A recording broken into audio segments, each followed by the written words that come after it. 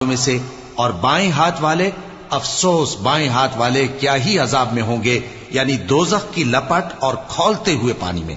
اور سیاہ دھوئیں کے سائے میں جو نہ ٹھنڈا ہوگا اور نہ خوشنما۔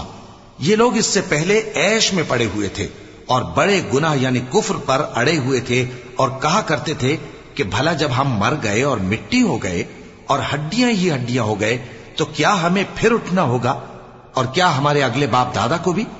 کہہ دو کہ بے شک پہلے اور بعد والے سب ایک روز مقرر کے وقت پر جمع کیے جائیں گے۔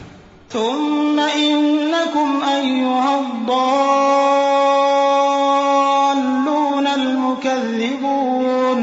لآكلون من شجر من زقوم فمالئون منها البطون